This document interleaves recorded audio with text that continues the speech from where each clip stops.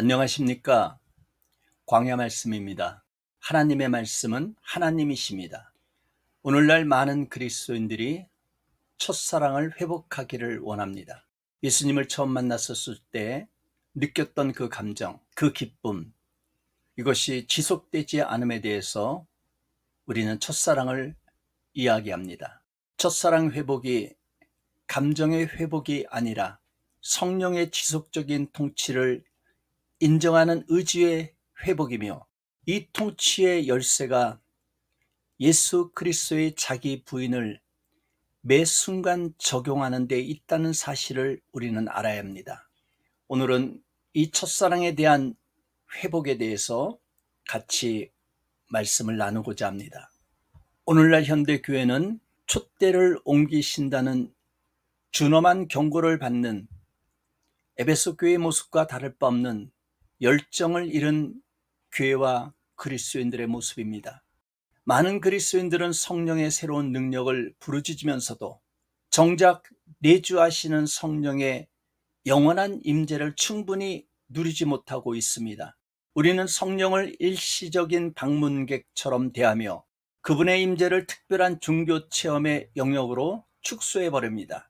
가장 이상한 지점은 우리가 이미 지성소를 모시고 사는 존재임에도 불구하고 여전히 오순절이라는 과거의 축제나 신비한 경험이라는 미래의 기적만을 갈망한다는 사실입니다.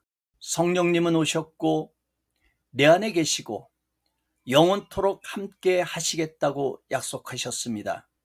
그런데 왜 우리는 그분의 지속적인 통치 대신 단발적인 불꽃노래와 같은 첫사랑의 감정에만 매달리고 있습니까? 성령님께서 그리스도인의 몸을 성전 삼아 영원히 거하신다는 명확한 진리 앞에서 왜 우리는 성령님의 지속적인 능력과 열정이 아닌 옛 자아의 무력한 습관에 순종하며 살고 있습니까? 성령님의 내주하심은 구원론적 사건입니다. 일회성 사건이 아니라 우리의 전생에 걸친 하나님의 지속적인 통치를 선포하는 것입니다. 그럼에도 우리는 첫사랑을 감정의 고조가 사라져버린 상실된 추억으로 생각합니다. 이로 인해 우리는 성령의 불이 꺼져버린 냉랭한 성전처럼 살아가게 됩니다. 성령님은 우리 안에 계신데 왜 하나님은 우리 삶의 왕이 아닌 친절한 손님으로 머무는 것일까요? 우리는 이제 성령님의 내주하심이라는 영원한 사실과 사라진 열정이라는 현실적 경험 사이를 메울 단서들을 모아 더욱 깊이 생각해 보겠습니다. 우리는 내주라고 번역하는 헬라어 동사를 분석해야 합니다. 성경은 잠시 머무르다, 이방인으로 거주하다라는 의미의 파라오이케오 대신 안에 영원히 거주하다, 소유주로서 집을 점령하다라는 의미의 에노이케오를 성령님의 내주에 사용했습니다. 로마서 8장 11절, 예수를 죽은 자 가운데서 살리신 이의 영이 너희 안에 거하시면 그리스도 예수를 죽은 가운데서 살리신 이가 너희 안에 거하시는 그의 영으로 말미암아 너희 죽을 몸도 살리시리라. 성령님의 내주라는 단어의 선택은 명확합니다. 성령님은 잠시 찾아온 손님이 아니라 집의 영원한 주인이자 소유주이십니다. 우리는 성령 충만을 강구하면서도 우리의 삶의 영역을 통치하는 것을 허락하지 않습니다. 우리가 첫사랑을 잃은 것은 성령님께 에노이케오, 즉 내 안에 영원히 거주할 수 있는 권한을 드리지 않고 성령님을 선물 상자 안에 신비한 물건으로 가둬두었기 때문입니다. 이 권한의 거부가 곧 첫사랑의 상실의 본질입니다. 그렇다면 우리가 잃어버렸다고 착각하는 첫사랑의 본질을 살펴봐야 합니다. 성령님이 우리 안에 부어주신 사랑은 감정적 열광을 의미하는 파토스나 애정을 의미하는 필레아가 아닙니다. 그것은 아가페입니다. 로마서 5장 5절, 성령으로 말미암아 하나님의 사랑이 우리 마음에 부은바됨이니. 아가페는 선택하고 헌신하는 의지적 사랑이며 상대방의 유익을 위해 자신을 내어주는 희생적 사랑입니다. 성경의 저자는 왜 이 단어를 선택했습니까? 아가페는 감정이 소진될 때에도 지속될 수 있는 유일한 종류의 사랑이기 때문입니다. 좀 어렵게 들릴지 모르지만 잘 생각하면서 들으시기 바랍니다. 첫사랑을 잃었다는 것은 파토스적 흥분은 사라졌을지 몰라도 성령님이 부어주신 아가페적 헌신을 우리가 옛자의 정욕과 세상 사랑으로 덮어버렸다는 증거입니다. 구약의 제사 제도에도 지속적인 열정의 신학적 원형을 발견할 수 있습니다. 레위기는 제단 위의 불에 대해 말씀합니다.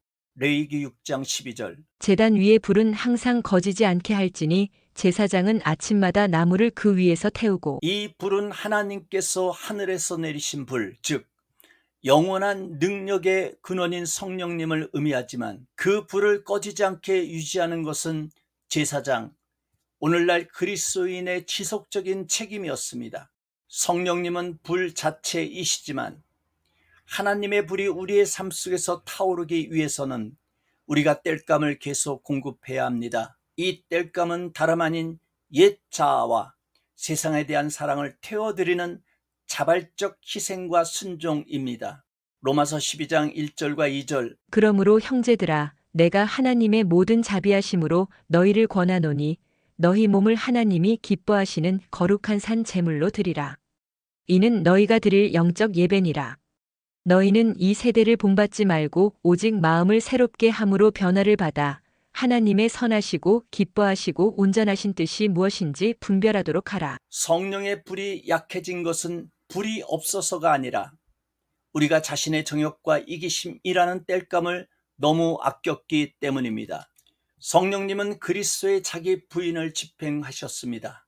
예수님은 요한계시록 2장 4절에서 에베소 교회를 향해 그러나 너를 책망할 것이 있나니 너의 처음 사랑을 버렸느니라. 경고하신 후 그러므로 어디서 떨어졌는지를 생각하고 회개하여 처음 행위를 가지라. 명하셨습니다.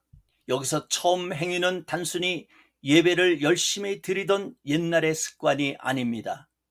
처음 행위는 첫사랑의 본질인 자기 희생적 아가페를 행하는 것입니다. 그리고 이 아가페를 가능케 하시는 분이 바로 성령님이십니다. 성령님의 임무는 우리에게 기적을 행하게 하기에 앞서 우리 안에 그리스도께서 십자가에서 보여주신 자기 부인의 삶을 재현하는 것입니다. 우리가 성령님의 지속적인 능력을 누리지 못하는 이유는 성령님을 나의 유익을 위한 힘으로만 간주하고 그분의 주권적 통치를 인정하지 않았기 때문입니다. 첫사랑은 성령님으로 말미암아 옛자가 날마다 십자가에 못 박히는 의지적 순종을 통해서만 회복됩니다.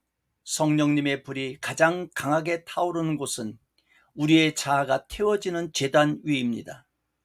하나님은 우리에게 일시적인 감정의 도취가 아닌 영원하고 견고한 의지의 헌신을 원하십니다.